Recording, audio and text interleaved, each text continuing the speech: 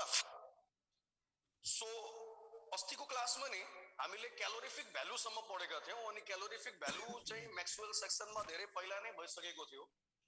So म क्यालोरिफिक value पछिको टपिकलाई continue गर्छु ल। Okay, now listen here then.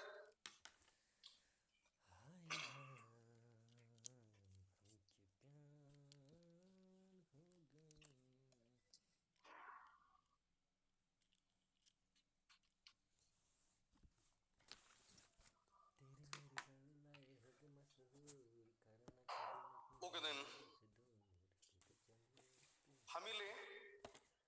हामी टाइप्स अफ इन्थाल्पीको बारेमा पढिरहेका छौं। टाइप्स अफ इन्थाल्पीमा नि दुईवटा धेरै इम्पोर्टेन्ट टपिक हामीले कम्प्लिट गरिसक्यौं। one topic is enthalpy of formation अनि अर्को टपिक हो enthalpy of combustion. Enthalpy of formation and enthalpy of combustion हो के यो लेसनको जुन सबभन्दा इम्पोर्टेन्ट टपिक छ नि हेस ल भन्ने, त्यहाँ चाहिँ इन्थाल्पी अफ फर्मेसन र इन्थाल्पी अफ कम्बसन को कन्सेप्ट त्यहाँ युज हुन्छ। ओके, सो तर हेस लमा हामी डाइरेक्टली जाँदैनौं। हेस लमा हामी डाइरेक्टली जाँदैनौं। हुन त मैले म्याक्सवेल सेक्सनमा मेबी हेस ल मैले सुरु गरिसकेको थिएँ, तर पनि आजको क्लासमा हामी इन्थाल्पीको अरु टाइप्सहरुको बारेमा पढ्छौं जुन हाम्रो सिलेबसमा छ।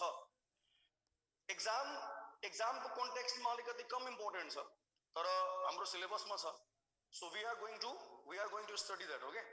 Okay, so here I can write here, I think. So we are reading about types of enthalpy. We are reading about types of enthalpy in chemical change. Okay, हामी पढिरहेका छौं types of enthalpy in chemical change।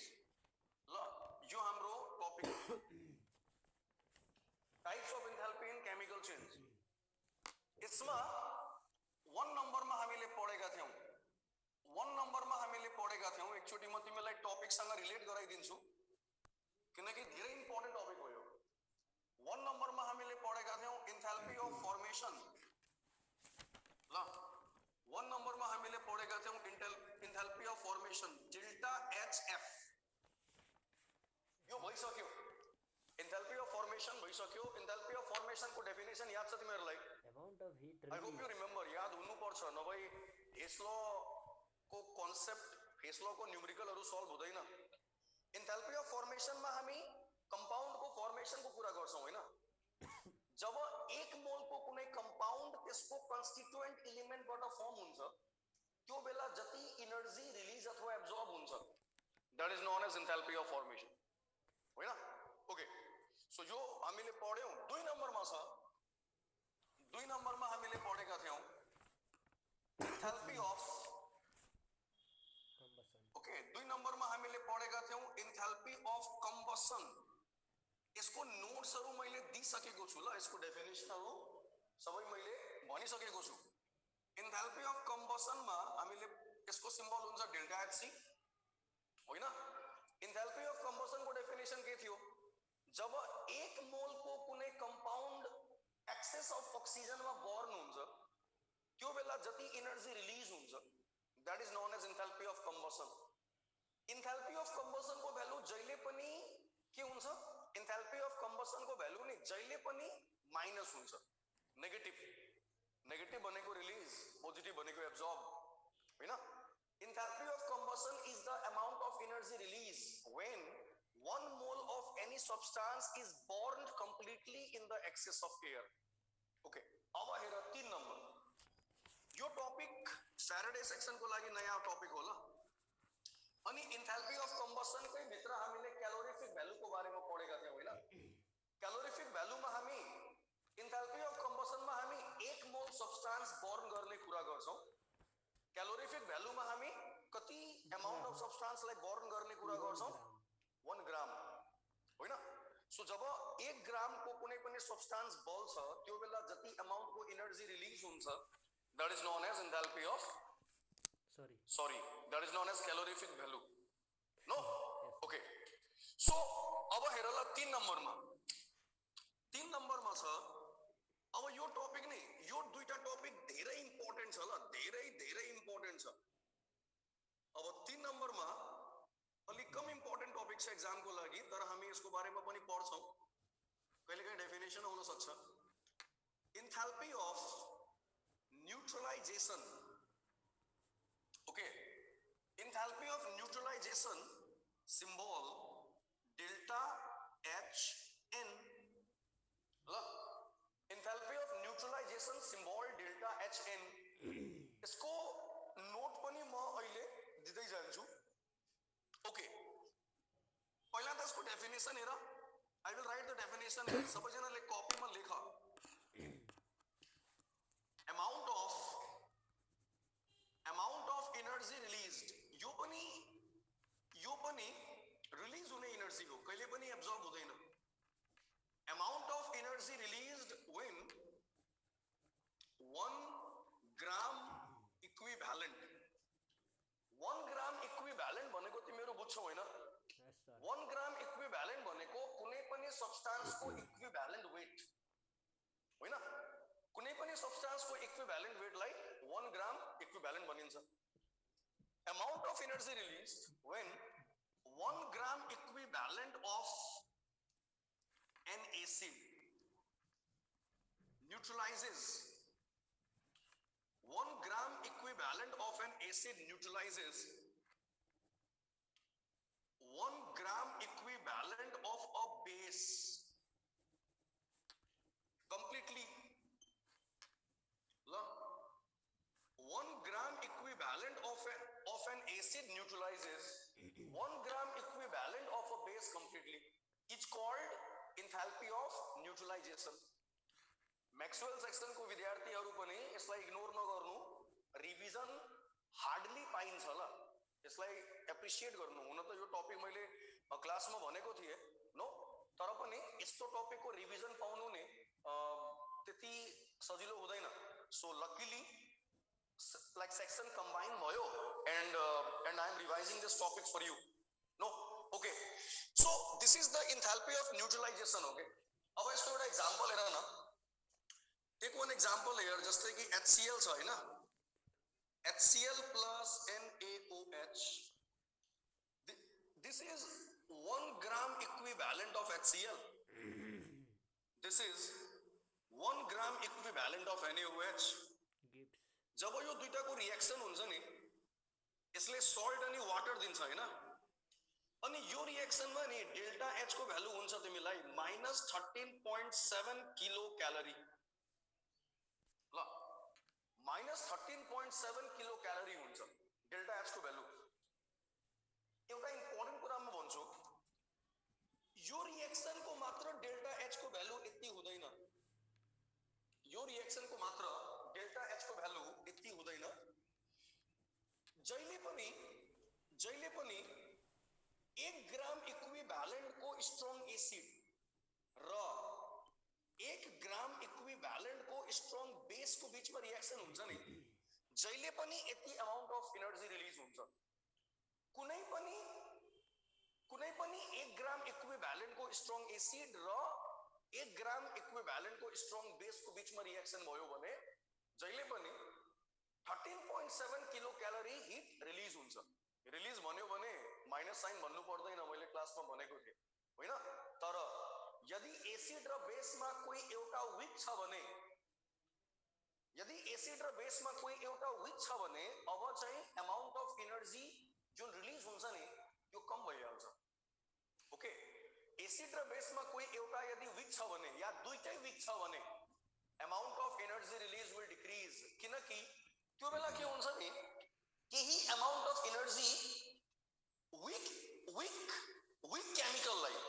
केमिकललाई dissociate गर्नको लागि खर्च हुन्छ।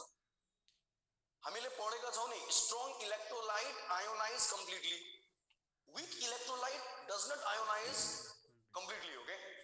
So यदि acid र base दुईटै स्ट्रङ छ भने त्यहाँ कुनै प्रब्लम नै भएन, तिनीहरू आफै कम्प्लिटली आयोनाइज भइहाल्छ। सो धेरै अमाउन्टको एनर्जी रिलीज हुन्छ। तर यदि एसिड र बेसमा कोही एउटा विक छ भने केही अमाउन्ट अफ एनर्जी के गर्नमा लाग्छ, त्यो विक एसिड अथवा विक बेसलाई आयोनाइज गर्नमा लाग्छ, जसको कारणले यति नै एनर्जी रिलिज हुँदैन, यो भन्दा अलि कम एनर्जी रिलिज हुन्छ। कुरा बुझ्यौ ल? ओके, म एउटा एक्जाम्पल दिन्छु। Okay, now see here then, जस्तै कि यो मैले स्ट्रङ एसिड स्ट्रङ बेसको बारेमा भने हैन, कुनै पनि स्ट्रङ एसिड स्ट्रङ बेस ल्याऊ, डेल्टा एच को भ्यालु यति नै हुन्छ। ल अब हेर, म अर्को एउटा एक्जाम्पल तिमीलाई दिन्छु। सपोज HCl छ, NH4OH छ, यो पनि 1 ग्राम इक्विभ्यालेन्ट नै हो, तर HCl त स्ट्रङ एसिड हो, NH4OH स्ट्रङ बेस होइन, वीक बेस हो। यो दुईटाको रिएक्सन भयो भने के बन्छ? NH4Cl plus H2O बन्छ। यो रिएक्सन को डेल्टा H को भ्यालु -13.7 किलो क्यालोरी हुँदैन?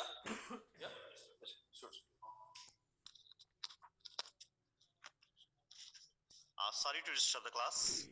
May I have attention please? तिमीलाई एक दुईवटा कुरा जानकारी गराउनु पर्ने थियो, त्यसैको लागि म आएको। हुन त योभन्दा अगाडि हाम्रो ग्रुपमा पनि पोस्ट भइसकेको, त्यो पनि एकचोटि रिमाइन्ड गर्न मन लाग्यो। भोलि छाडी पर्सि सन्डेदेखि हाम्रो अनलाइन क्लासमा जोइन गर्न पहिले आफ्नो इमेल आइडीमा लगइन गर्ने, त्यसपछि कलेजमा रजिस्टर गरेको आफ्नो नाममा क्लास एटेन्ड गर्ने। आइतबारदेखि लगइन नगरिकन एटेन्ड गर्न सकिँदैन, तर मैले साथसाथै भनेको छु, नाम चाहिँ हाम्रो जुन क्लासमा जुन रजिस्टर भएको त्यो चाहिँ आउनुपर्छ है लगइन भइसकेपछि। नम्बर 2, फेक आइडी प्रयोग गर्ने, अपशब्द प्रयोग गर्ने, मजाक गर्ने, अपमान गर्ने जस्ता कृत्य गर्नेहरूलाई कानुनी दायरामा ल्याउने छ। र तिमीहरूले हिजो गृह मन्त्रालयको पनि पोस्ट जानकारीमा आयो होला, जसमा यस्ता गर्नेलाई चाहिँ साइबर क्राइम अन्तर्गत राखेर चाहिँ कारबाही गर्ने भनेको छ। र यसभन्दा अघि गरिएको कुकृत्य गर्नेहरूलाई, त्यस्तो आचरण गर्नेहरूलाई कारबाही गर्नको लागि प्रहरी कार्यालयमा निवेदन दिएको पनि हामीहरूले प्रहरी कार्यालयमा पनि निवेदन दिएको जानकारी गराउँछौँ। यस प्रकार मलाई विश्वास छ, हामीलाई विश्वास छ, क्लासहरू व्यवस्थित हुनेछ र राम्रोसँग अगाडि बढ्नेछ। यी सम्पूर्ण प्रयत्नहरू विद्यार्थीहरूको लागि गरिएको। Thank you. Okay, now let's come to the point again. So यहाँ म के भनिरहेको थिएँ भने नि, यहाँ यो जुन एसिड छ नि, यो स्ट्रङ एसिड हो, अनि यो जुन बेस छ नि, यो चाहिँ वीक बेस हो, होइन? सो यसमा के हुन्छ भने नि, यसमा चाहिँ डेल्टा एच को भ्यालु नि -13.7 भन्दा अलिकति कम हुन्छ। यसको रिजन मैले के भने कि केही अमाउन्ट अफ हिट जुन छ नि, त्यो वीक बेसलाई डिसोसिएट गर्नमा खर्च हुन्छ। ल सो यसको डेल्टा एच को भ्यालु कति हुन्छ भने नि तिमीलाई -12.3 किलो क्यालोरी हो के। यो जुन म भ्यालुहरु लेखिरहेको छु नि, यो सबै प्र्याक्टिकल भ्यालु हो, स्ट्यान्डर्ड कन्डिसनको भ्यालु हो। स्ट्यान्डर्ड कन्डिसन भनेको बुझ्छौ होइन? जब टेम्परेचर 25 डिग्री सेल्सियस हुन्छ, जब प्रेसर 1 atm हुन्छ, जब कन्सन्ट्रेसन 1 m हुन्छ, that is standard value, sorry standard condition. ल अब हेर त, अब यो एसिड र बेस यदि दुईटै वीक छ भने म यही लेखिदिन्छु। मानौ कि तिमीले एउटा एसिड लियौ ल, CH3COOH एसिटिक एसिड। अब यो नि वीक एसिड हो ल यो, अनि तिमीले बेस लियौ यहाँ NH4OH, this is here weak base we can say. Okay, यो दुईटाको रिएक्सन भयो भने नि यसले तिमीलाई दिन्छ CH3COONH4 दिन्छ ल, प्लस यसले तिमीलाई दिन्छ H2O। अब ध्यान दिनु, यसको डेल्टा H को भ्यालु नि यति पनि हुँदैन, यो भन्दा अझै कम हुन्छ, किनकि अब त दुईटै वीक छ नि। अब दुईटै वीक छ भने अब त धेरै एनर्जी खर्च हुने भयो यो दुईटालाई डिसोसिएट गर्नको लागि। I hope you are getting. Okay, strong acid र स्ट्रङ बेस यदि छ भने तिनीहरू कम्प्लिटली आयोनाइज हुन्छ, तिनीहरूमा धेरै एनर्जी रिलिज हुन्छ, तिनीहरूको रिएक्सन हुँदा धेरै एनर्जी रिलिज हुन्छ। तर यदि कुनै एउटा वीक छ भने के हुन्छ, कुनै एउटा वीक छ भने त्यो वीक केमिकललाई डिसोसिएट गर्नमा केही एनर्जी खर्च हुन्छ, सो अलिक कम एनर्जी रिलिज हुन्छ। दुईटै वीक छ भने अझै धेरै एनर्जी यो दुईटा केमिकललाई डिसोसिएट गर्नमा खर्च हुन्छ, त्यसैले यहाँ अझै कम एनर्जी रिलिज हुन्छ, -10.4 kilo calorie. Okay, so this is enthalpy of neutralisation. Numerical यहाँबाट आउँदैन, जस्ट डेफिनेसन अनि यो सानो कुरा जुन मैले भने कि स्ट्रङ एसिड स्ट्रङ बेस को केसमा धेरै एनर्जी रिलीज हुन्छ, कोही एउटा वीक छ भने अलि कम एनर्जी रिलीज हुन्छ, दुईटै वीक छ भने अझै कम एनर्जी रिलीज हुन्छ. That's all about enthalpy of neutralisation. Okay, so आज हामीले enthalpy in chemical change complete गर्यौं. अब हामी अर्को टपिकमा जान्छौं, एन्थाल्पी इन फिजिकल चेन्ज, जुन एक्जाम पोइन्ट अफ भ्यू को लागि फेरि अलि कम इम्पोर्टेन्ट छ. त्यहाँबाट डेफिनेसन आउँछ एक्जाममा, definition may come in our exam in 1 mark. Okay, त्यसपछि हामी यसलोमा जान्छौं ल. एन्थाल्पी इन फिजिकल चेन्ज पनि धेरै ठुलो टपिक होइन, ध्यान दिएर हेर्नु र सबैजनाले नि यसलाई कपी गर्नु. म तिमीलाई सेपरेटली यो टपिकको नोट दिदिन, आउने टपिकको नोटमा सेपरेटली दिन्छु, तर म जुन कुरा बोर्डमा लेखाइरहेको छु नि त्यसको नोट म सेपरेटली दिदिन. पछि तिमीहरू भन्न पाउँदैनौ कि नोट दिएको छैन भनेर. ल, यो भन्दा अगाडिको टपिकको नोट मैले दिइसके, यसको नोट मैले बोर्डमा लेखिदिएको छु, यसलाई कपी गर. ओके, अब हेर, types of enthalpy in physical change. I will rub this. Types of enthalpy in, यसलाई मेटाइदेऊ, physical change. Okay, physical change र केमिकल चेन्ज को फरक तिमीलाई थाहा छ. तिमीले लोअर क्लासमा नि फिजिकल चेन्ज र केमिकल चेन्ज को बारेमा पढेको छौ. फिजिकल चेन्ज भनेको टेम्पररी चेन्ज, केमिकल चेन्ज भनेको पर्मानेन्ट चेन्ज. केमिकल चेन्ज भनेको केमिकल रिएक्सन. अहिले जुन हामीले प्रोसेसहरुको कुरा गर्यौ नि, फर्मेसन, कम्बसन, न्यूट्रलाइजेसन, यो सबै कुन टाइपको चेन्ज हो? This all are chemical change. ल, अनि अब हामी फिजिकल चेन्ज को कुरा गर्छौं. फिजिकल चेन्ज को एक्जाम्पल छ fusion, vaporisation, solution, sublimation. Okay, this are the example of physical change. यिनीहरुमा केमिकल रिएक्सन हुँदैन. ल, okay, types of enthalpy in physical change. Okay, 1 नम्बरमा हेर, कपी गर्दै जानु. सानो टपिक हो, एकचोटी राम्ररी सुन्यौ भने इजिली बुझ्छौ, नबिर्सने गरी बुझ्छौ एकचोटी राम्ररी सुन्यौ भने. Enthalpy of fusion. ल, एन्थाल्पी इन फिजिकल चेन्जमा नि सबभन्दा पहिलो टाइपको एन्थाल्पी हो एन्थाल्पी अफ फ्यूजन. फ्यूजन भनेको थाहा छ, मेल्टिङ.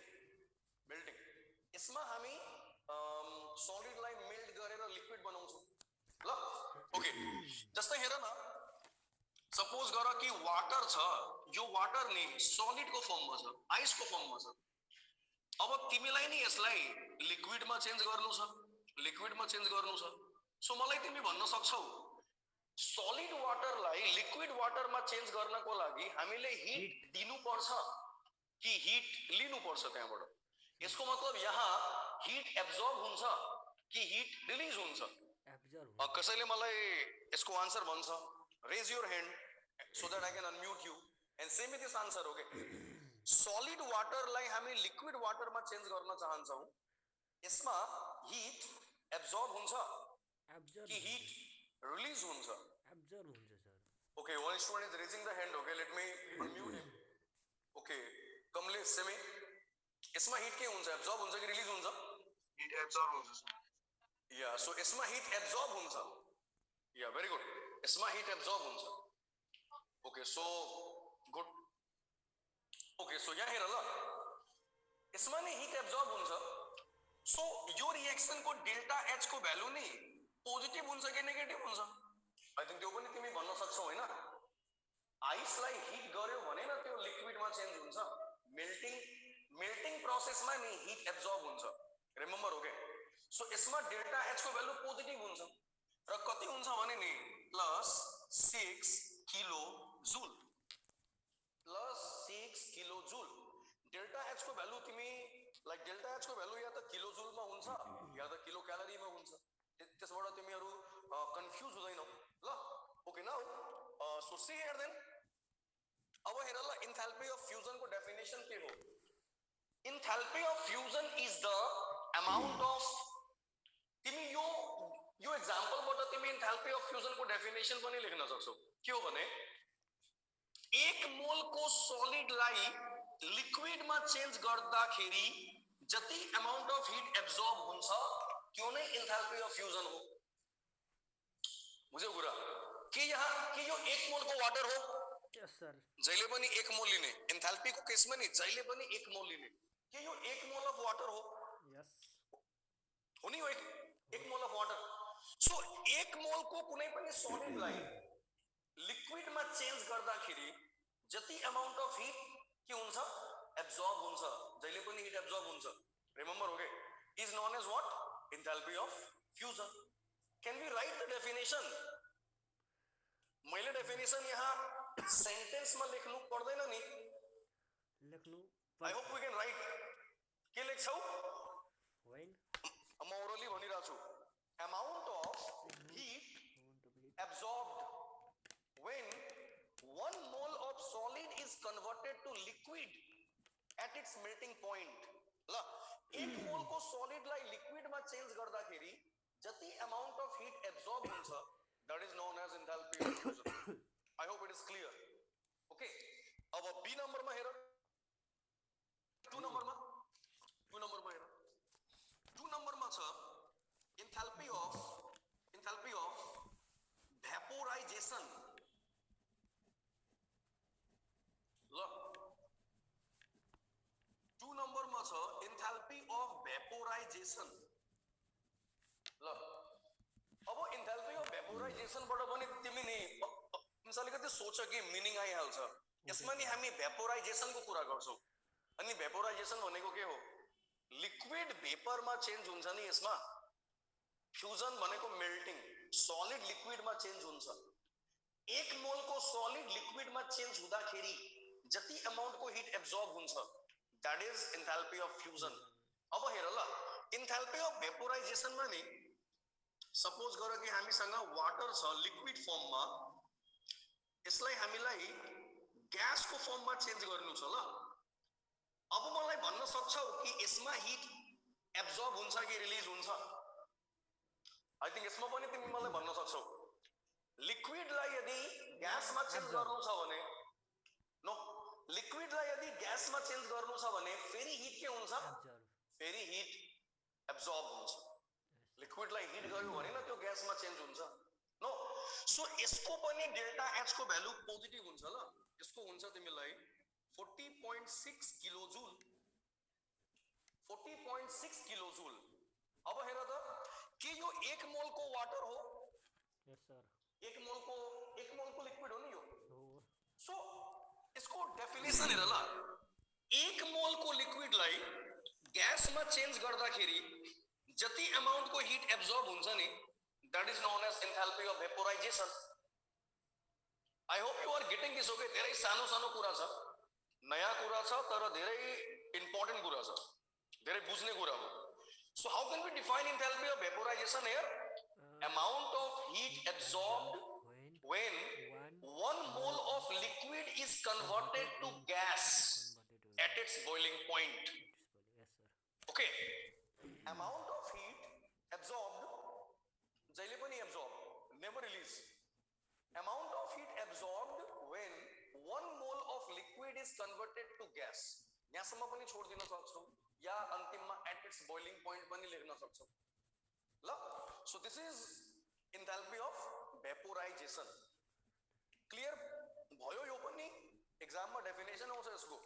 ल ओके 3 नम्बरमा हेर 3 नम्बरमा हेर 3 नम्बरमा छ एन्थाल्पी अफ ट्रान्जिसन। यो अलिकति नयाँ छ।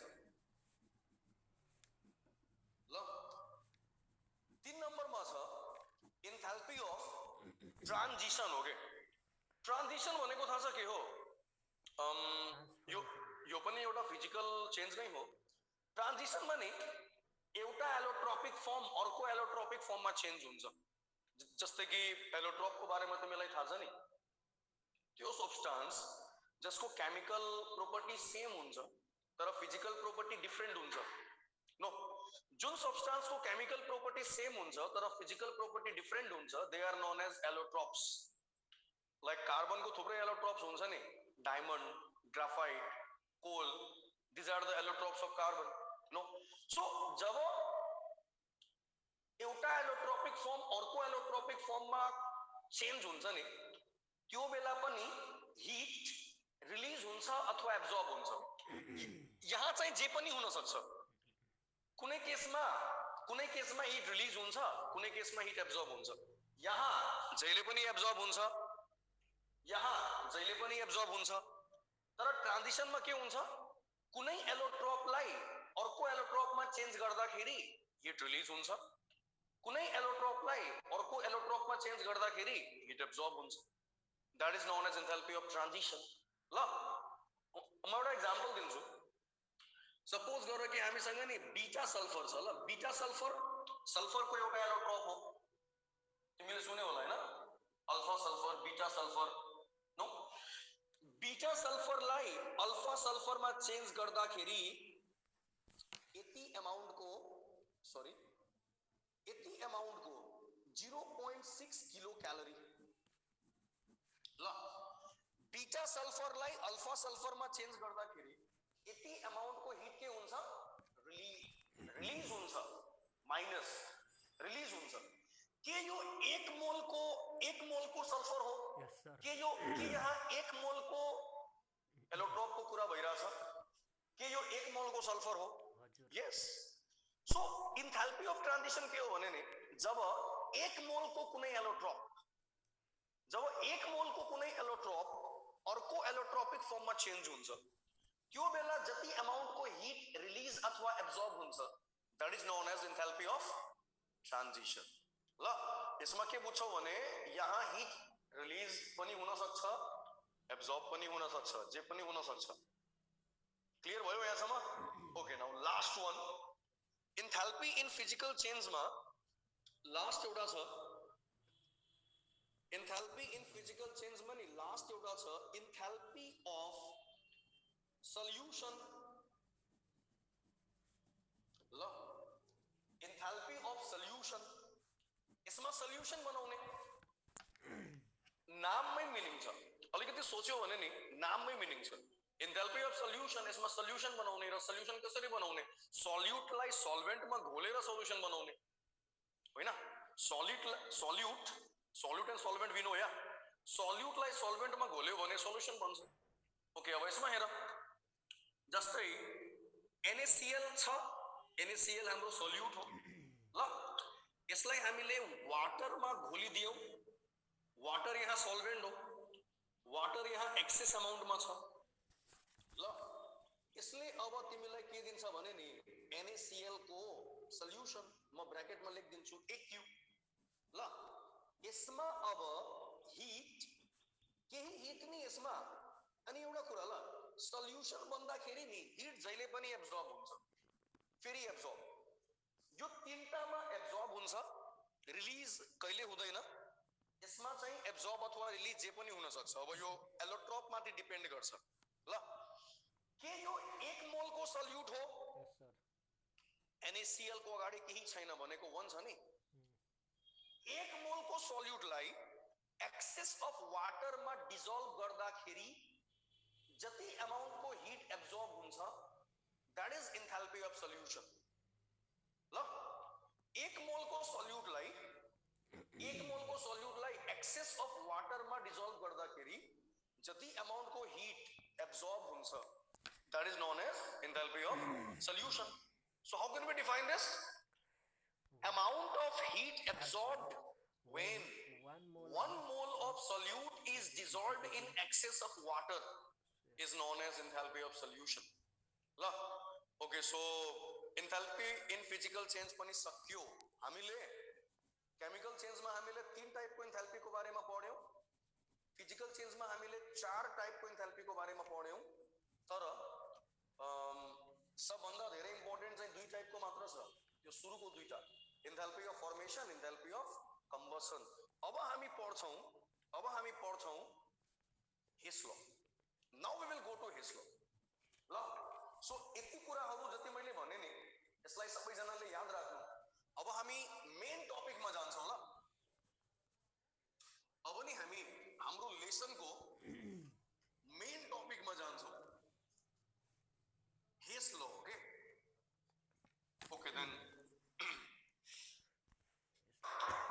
see this.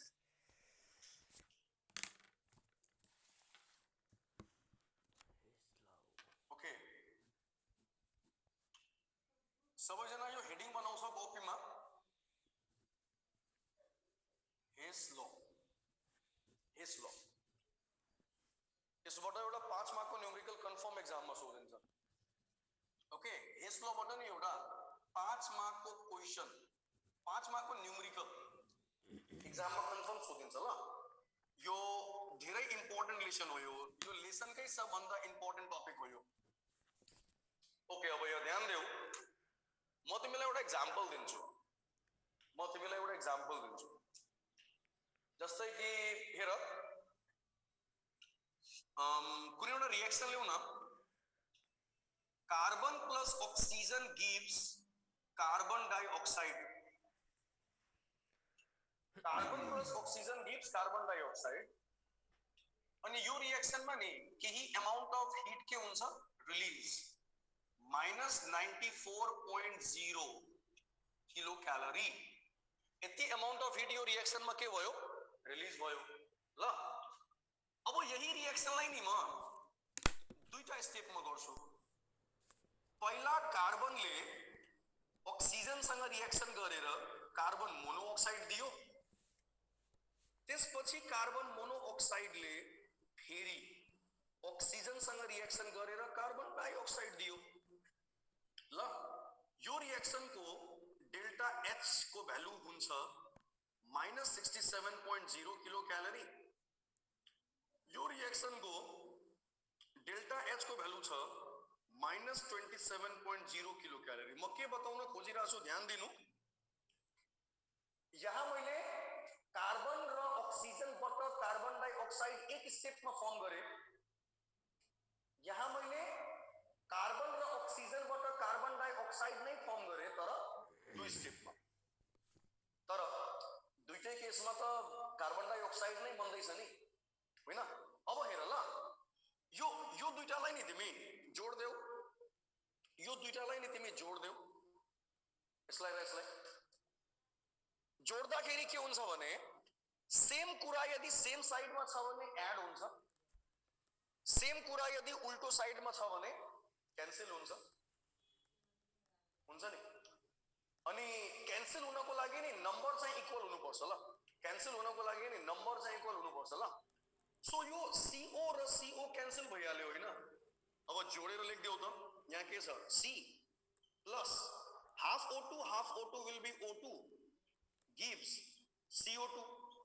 अनि रिएक्सनलाई तिमीले जे गर्यौ नि डेल्टा एच लाई पनि त्यही गर्ने। मानौ कि यो डेल्टा H1 हो, यो डेल्टा H2 हो ल। सो रिएक्सनलाई तिमीले जोड्यौ होइन, सो डेल्टा H1 र डेल्टा H2 लाई पनि के गर्ने जोड्ने। यसलाई तिमीले जोड्दियौ भने कति भइहाल्छ -94.0 किलो क्यालोरी। के यो दुईटालाई जोडेर यही रिएक्सन आयो न? यो दुईटालाई जोडेर यही रिएक्सन आयो र भ्यालु पनि के आयो सेम आयो। ओके, अब हेर ल, हेस लले के भन्छ, हेस लले के भन्छ भने नि यो म्याटर गर्दैन कि कुनै रिएक्सन सिंगल स्टेपमा भइराछ कि मल्टिपल स्टेपमा भइराछ। ध्यान दिनु ल, यो म्याटर गर्दैन कि कुनै रिएक्सन सिंगल स्टेपमा भइराछ कि मल्टिपल स्टेपमा भइराछ। यदि त्यही रिएक्सन भइराछ भने चेन्ज इन इन्थाल्पी जहिले पनि सेम हुन्छ। It does not matter whether the reaction is taking place in single step or in multiple step. If same reaction is occurring, if same reaction is being known, then change in enthalpy will be same. के यो दुईटैमा same reaction भइराछ? यहाँ र यहाँ same reaction भइराछ। यहाँ पनि carbon र ऑक्सिजनले मिलेर carbon dioxide दियो, यहाँ पनि कार्बन र ऑक्सिजनले मिलेर के दियो कार्बन डाइऑक्साइड दियो। तर फरक के छ, यहाँ कार्बन र ऑक्सिजनले मिलेर कार्बन डाइऑक्साइड एक स्टेपमा दिइराछ, यहाँ कार्बन र ऑक्सिजनले मिलेर कार्बन डाइऑक्साइड दुई स्टेपमा दिइराछ। तर कार्बनले ऑक्सिजनसँग मिलेर कार्बन डाइऑक्साइड नै दिइराछ नि। So step does not matter, okay, step matter गर्दैन। यदि यदि त्यही रिएक्सन भइरहेछ भने नि, यदि त्यही रिएक्सन भइरहेछ भने चेन्ज इन इन्थाल्पी के हुन्छ, सेम हुन्छ। सो यो रिएक्सन यो सिंगल स्टेपमा चेन्ज इन इन्थाल्पी जति छ, यो दुईटा स्टेपबाट पनि चेन्ज इन इन्थाल्पी त्यति नै आयो नि, होइन? सिंगल स्टेपमा चेन्ज इन इन्थाल्पी छ -94 र यो दुईटा स्टेपलाई जोडेर पनि चेन्ज इन इन्थाल्पी कति आयो, -94.0 kilo calorie. This is only Hess law, okay? Hess law deals with enthalpy. Like अहिलेसम्म जुन हामी इन्थाल्पीको बारेमा पढिरहेका छौँ नि, यो इन्थाल्पीसँग नै हेस लॉ रिलेटेड छ। सो हेस लॉले के भन्छ, म एकचोटि फेरि भन्छु, यो म्याटर गर्दैन कि रिएक्सन सिंगल स्टेपमा भइरहेछ कि मल्टिपल स्टेपमा भइरहेछ।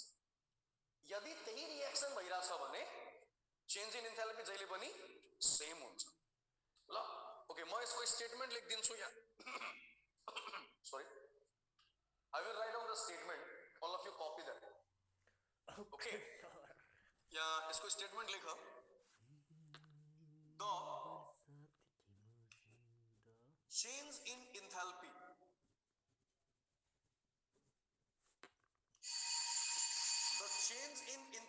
is same, it's same no matter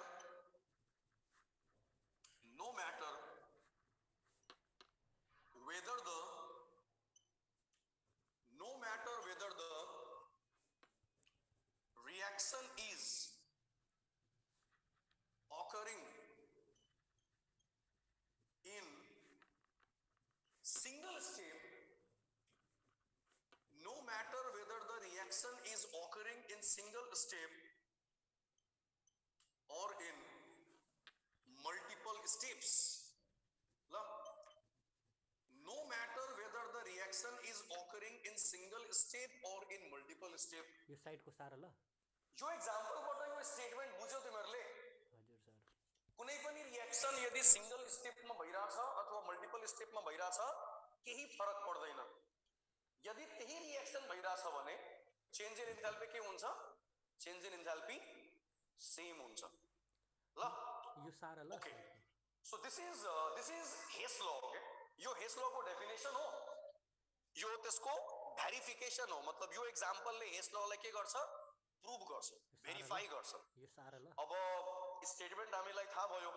अब नेक्स्ट क्लासमा जब हाम्रो भेट हुन्छ नि, हामी हेस लॉको न्यूमेरिकल्सहरु गर्छौं।